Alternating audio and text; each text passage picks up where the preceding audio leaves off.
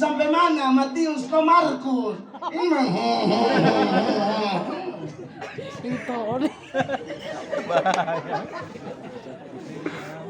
Itu Om Ode panggil Om Grab namanya.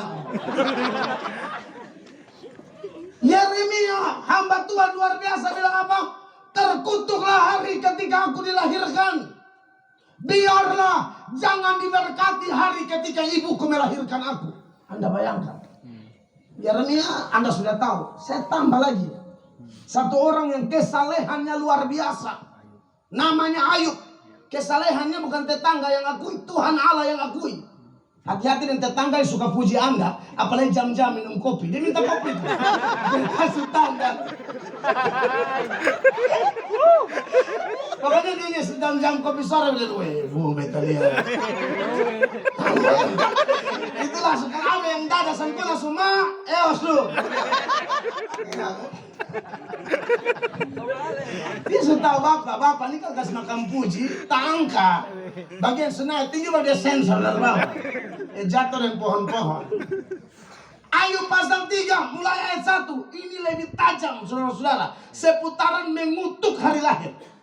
Ayub 3 mulai ayat 1 dikatakan demikian. Sesudah itu Ayub membuka mulutnya dan mengutuki hari kelahirannya. Garis bawah itu kalimat. Dan apa? Mengutuki hari kelahirannya.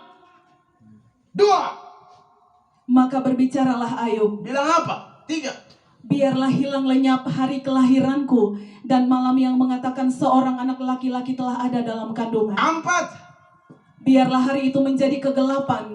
Janganlah kiranya Allah yang di atas menghiraukannya dan janganlah cahaya terang menyinarinya. Saudara, semiskin-miskinnya kita namanya ulang tahun tuh. Ayam ekor jubai. Amin. Ayub kutuk, Yeremia kutuk. Herodes dan Firaun memang heboh di hari pesta dan makan korban. Ayub dengan Yeremia, saudara ini saya omong pakai Alkitab. Alkitab yang sama yang ada di rumah Bapak Ibu semua. Kutuk.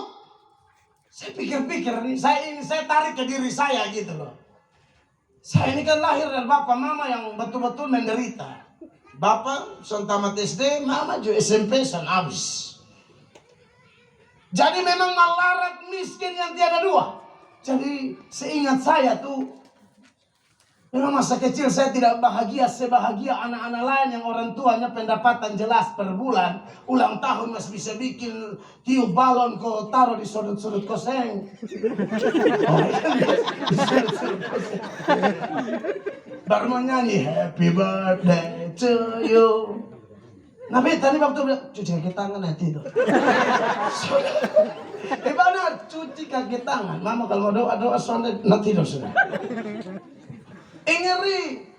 Jadi ingat-ingat tuh pulang tahun rayakan cuma kalau 2 kali saja. Yang kedua itu saya ingat, saya umur 20, itu memang miskin tiada dua. Akhirnya uangnya hanya mampu beli kacang hijau. Kacang hijau, kan 1,5 kilo. Yang datang nih 1 kelurahan. Jangan tua akalin sedemikian rupa masa karmana. Kasbannya di air. Subuh mati ini kesaksian. Orang tua bermain di air. Kacang untuk kayak mengapung. Kita ingat undang penghotbah, benar. Penghotbah dari kalangan persekutuan doa gemit namanya Pak Heri Sede. Saksi, saya omong tidak omong kosong ini. Hanya saya baca ini Ayub pasal 3 ayat 1 sampai 4. Bisa lu kutuk hari lahir nih Ayub. Beta nih miskin-miskin biar kacang hijau 1,5 kilo bermain di air. Iya tuh. Habis khotbah ibadah makan tuh. Beliau semua yang makan tuh jujur muka asam semua. Jadi beta.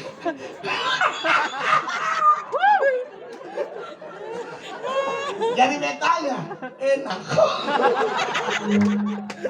Doanya begini, Tuhan baik.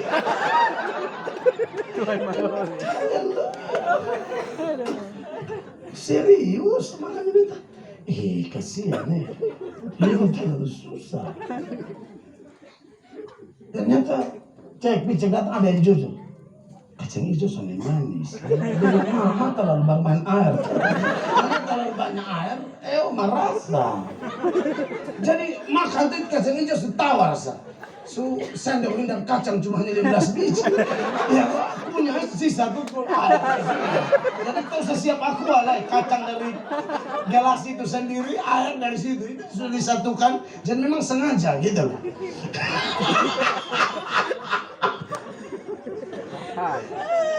Ini benar nih. Makanya saya lihat ini Ayub ini. Maksudnya semiskin-miskinnya kita yang ulang tahun tetap ada apa kok.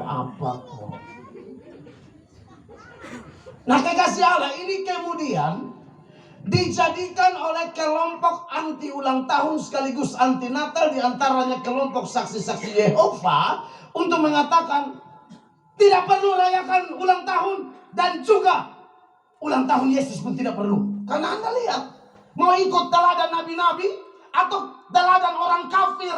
Kalau yang kafir Firaun, Herodes, kutuk hari lahir hamba Allah, Nabi Ayub, Yeremia, kutuk hari lahir. Kalau Herodes dan Firaun merayakan, mau ikut apa? Saya sebagai mahasiswa teologi, waktu pertama dengar ini, saya mahasiswa teologi, saya tertantang untuk, waduh ini harus cari jawaban. Kalau tidak kan kasihan, kita semua bingung. Kalau kita tidak tahu menanggapinya, saksi Yehova kayak posisi unggul di atas angin, seolah-olah menganggap kita semua yang merayakan Natal nih atau merayakan ulang tahun nih ikut hidup atau gaya yang orang kafir semua. Benarkah demikian? Tidak. Bagaimana cara membantahnya? Begini, Bapak Ibu. Yang pertama Bapak Ibu harus tahu, tidak semua cerita atau catatan di Alkitab itu adalah rumus bagi kita. Tidak semua. Di Alkitab itu ada bagian-bagian yang bersifat deskriptif dan ada yang bersifat didaktis. Deskriptif adalah bagian-bagian firman Allah yang hanya menceritakan atau menggambarkan peristiwa pada waktu itu saja dan tidak boleh dipaksakan menjadi rumus. Contoh, Tuhan Yesus jalan di atas air. Itu ayat ada tuh. Ada. Ada ya? Tak usah ikut. Tidak, saya tanya, Yesus jalan di air ada atau tidak? Oke. Saudara mengerti maksud saya sekarang? Iya. Takutnya saudara yang rindu keluarga di Keka, di Rote sana. Kapal kan jalan nih, feri ada bermasalah nanti. Bulan-bulan tertentu masuk Desember, Januari, Februari itu feri jalan. Lu tak usah sok kutip ayat deh. Ngerti ya maksud saya? Lu tak usah pilih pelabuhan deh, jargain gula air dan ransel tentara. Rumah ada langit baru bilang Tuhan Yesus hamba baca di Injil itu Tuhan jalan di air. Posisi feri lambat dan feri cepat dan garda maritim di son jalan-jalan ini. Saya suruh keluarga di Lole. Hamba memutuskan menaati firman Allah deh. Hamba mau jalan di atas air. Ini beriman atau on? On. Ini bukan iman, bodoh. Makanya inilah gunanya katong sekolah pendeta kok ajar rumah. Amin. Kau tidak wih, saudara sistem baca. Tua jalan ini betes tuh. Sekarang pakai kaki kiri tes. Ini masuk terus. Itu ayat tidak bermaksud ikut lurus-lurus. Pasti ada pelajaran yang bisa kita ambil sebagai penerapan praktis dalam hidup kita. Tapi bukan letter-letter. Takutnya pas saudara jalan, buaya ada ibu bilang, hadiah Natal, kurang ratal, pembitis, cebere. Tuhan Yesus puasa 40 hari, ada di Alkitab atau tidak? Tak usah ikut. Puasa biasa ada. Ada, gereja kami melakukannya. Minimal 1 minggu 1 kali, para pelayan dilatih untuk menyangkal diri, tahan kedagingan, bergumul mempersiapkan diri untuk melayani. Kami terapkan itu. Tapi itu 1 minggu 1 kali. Wih, kalau sistem baca di Lukas 4, Matius 4, Yesus puasa 40 hari, baru ada pendeta atau ketua persekutuan doa langsung bikin pengumuman, saudara-saudara. Sebagaimana Yesus puasa 40 hari, haleluya. Maka kita mulai tanggal 9 Desember ini menembus 2021.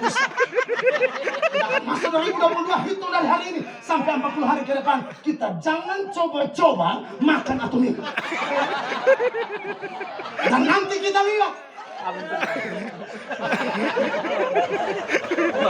Dan nanti kita lihat hari ke-10 kau mampas berjemaah. Langsung tahu siapa mau kubur siapa mau toki lonceng, siapa mau gali kubur. Karena satu gereja made.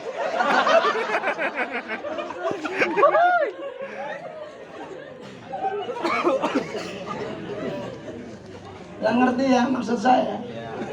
Amin. Itu tuh deskriptif, tidak suruh ikut. Di Alkitab cuma 3 orang, Tuhan Yesus, Musa, Elia. Musa waktu pelarian Isabel buru terus sana makan 40 hari 40 malam. Musa di Gunung Sinai ambil 2 loh batu itu tidak makan 40 hari 40 malam. Cuma 3 orang di Alkitab dan itu kalas berat semua. Lu lambung tinggi, lu paksa diri hamba akan memutuskan supaya apapun cara nanti Pak, penumpang, mua penumpang. Pakai acara puasa. Langganan supaya lu balas. Kita puasa ini. Ini langsung balas. Bapak mau mati sendiri. Makanya anak-anak itu dipikir.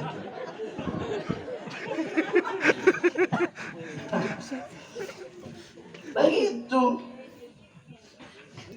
Di Alkitab Tuhan Yesus tidak nikah. Amin. Amin. Betul kok. Tuhan Yesus nikah. Itu bukan rumus. Coba yang sudah nikah angkat tangan. Oke. Yang belum nikah angkat tangan.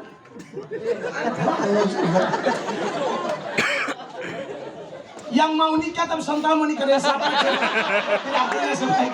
Kita doakan. Nikah ini mau mas apa?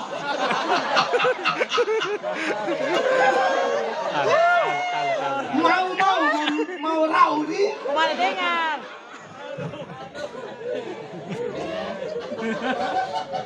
Sampai masuk kalau dia mau nikah mas sontak dia saat maju ke foto-foto bersama.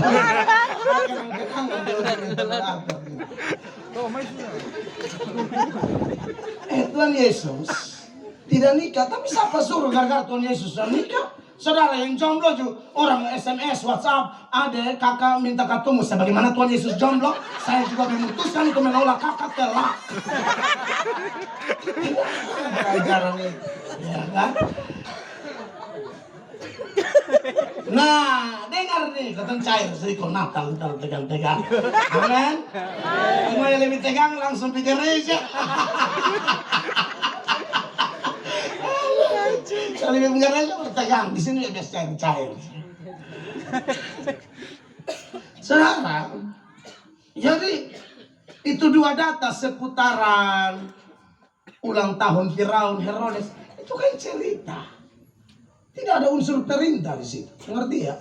Sebab yang didaktis itu, yang bersifat rumus itu perintah. Contoh, ampunilah sesama, itu rumus. Bawa damai, itu rumus. Bersatu, itu rumus. Ngerti ya? Ingat dan kuduskan hari Sabat, itu rumus. Kerja mau grab, capek ke apa, hari Minggu san boleh. Harus pergi gereja. Amin. Itu rumus tuh. Sudah menikah, ibu, hei istri, tunduklah kepada suami, itu rumus. Kalau kau bukan tunduk tapi tanduk suami, itu kerbau. Orang suruh tunduk ini, tanduk ini, amarasi campur kalbano. Tunggu suami, tunduk bukan tanduk. Itu rumus tuh. Sebab banyak ibu-ibu yang tidak menaati rumus itu, akhirnya suami itu sudah nyaman di rumah. Hati-hati, oh laki dong grab nih. Semua yang lebih wangi, selamat nyonya. Selamat. Nyonya sudah bawa balsam kali lebih tinggal lagi. Haleluya. Nyonya saat kali angka begini, ini kali. Saya kalau itu dasar tuh ya ampun. Saat minggu sangkan. Baru pakai ayat lah, sebagaimana Tuhan Yesus tidak berubah, ini daster juga tidak berubah. Dahulu, sekarang dan sampai selamanya.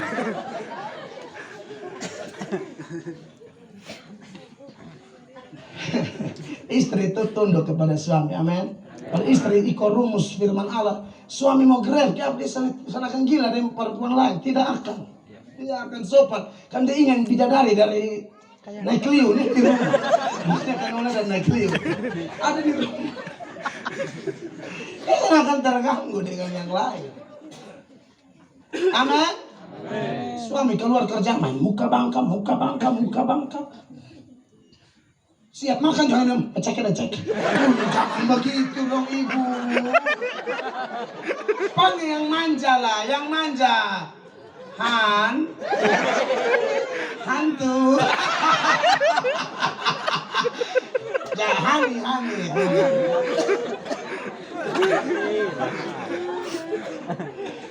Panggil manja sebenarnya laki juga, amin.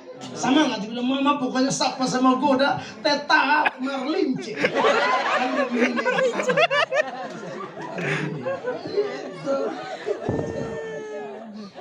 Nah, jadi begini kekasih Allah bahwa yang rumus seperti itu. Larangan jangan mencuri itu jelas. Grab mah jujur. Amin. Jangan opo orang buta orang kasdoi lebe pas konyong. Pas, Tuhan tutup sedang. Benar, percaya beta. Nanti hitbiya lu jangan coba-coba. Beta kasih tahu ini. Kalau mau panjang. Kalau orang buta, kasih dua lagi lu bilang pas. Jangan bersinah. Sekarang nih kupang yang tetep pelakor gila. Selingkuh gila. Disangka selingkuh ini orang kaya. Yang marah ya benda ada dan dipaksa. Mau piara. Piara bini anak selalu ada helas teh. Lu dipaksa piara baru dalam rangka apa Jojo? Amin. Berarti pakai istilah ATM beca. Apa tuh? Asal tidak mengandung berselingkuh cuek aja.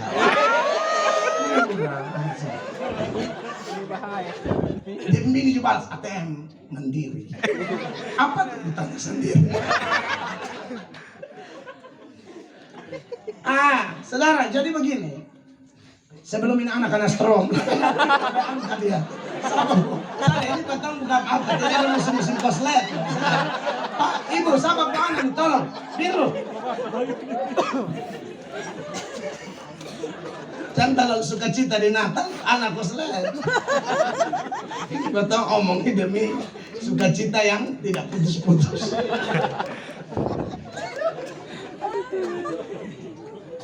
Kekasih Allah. Jadi jelas ya bahwa cerita tentang Firaun, Herodes itu bukan rumus. Lalu bagaimana dengan Ayub dan Yeremia? Itu juga lihat latar belakangnya. Itulah kitab suci kita yang namanya Alkitab ini. Buku yang paling jujur, buku yang paling transparan. Kelebihan tokoh Alkitab diekspos, tetapi kelemahan, kekurangan, kejatuhan, kegagalan, dosa-dosa mereka Alkitab tidak pernah sembunyi. Tidak pernah. Sesale-salenya Ayub manusia biasa. Saudara tahu kenapa Ayub kutuk hari lahir? Itu Ayub baru mengalami penderitaan bertubi-tubi. Seluruh harta habis, anak 10 orang mati dalam satu hari. Kita anak satu panas saja, saya yakin bapak yang baik, dia berhenti Grab, kasih mati aplikasi dulu, urus anak, antar anak ke puskesmas dan lain sebagainya. Ayub anak 10 mati satu hari. Serohani-rohaninya manusia, model kayak begini, masalah kayak begini, goncang juga. Makanya Alkitab jujur, pada waktu goncang tuh Ayub rasa seperti, aduh sebaiknya aku jangan lahir. Terkutuk hari ketika aku dilahirkan. Itu latar belakangnya. Itu bukan rumus buat kita. Amin. Paham saudara ya? Jadi ada latar belakangnya di sana. Yeremia itu nabi yang dikenal dengan nabi peratap. Makanya dipercaya kitab peratapan juga ditulis oleh Yeremia. Bagaimana tidak peratap? Hampir 30 sampai 40 tahun dia berkhotbah di zamannya orang Israel Yehuda tidak ada yang bertobat. Saya sebagai gembala yang pimpin berapa orang aja, kalau ada 1-2 yang kepala batu tuh pusing loh. Pendeta tuh jemaatnya 5 masalahnya 5, jemaatnya 10 masalahnya 10, jemaatnya 100 masalahnya 100, jemaat 1000 pendeta punya masalah 1000. Makanya pekerjaan dengan tingkat stres paling tinggi selain dokter ada juga pendeta. Itu survei dari Amerika. Makanya banyak pendeta di Amerika bunuh diri hanya gara-gara tidak kuat hadapi jemaat. Nah Yeremia hadapi jemaat atau umat yang tegar tengkuk. Maka Yeremia pun sebagai ekspresi kekecewaannya, dia mengutuki hari lahirnya. Itu bukan rumus bagi kita. Itu hanya kejujuran Alkitab. Amin. Tuhan tuh paling jujur. Tidak ada tokoh Alkitab disembunyikan. Siapa? Daud. Si rohani-rohaninya Daud, kelemahannya, kejatuhannya, persinahannya, rancangan pembunuhan atau pembunuhan berencana yang dilakukan kepada Uria diekspos jelas. Anda lihat. Untuk apa semua tokoh Alkitab itu diekspos? Untuk mau kasih tahu kita, satu-satunya pribadi yang tidak pernah ada dosa hanya Sang Putra Natal, yaitu Yesus Kristus Tuhan. Hanya Yesus yang tidak ada celah.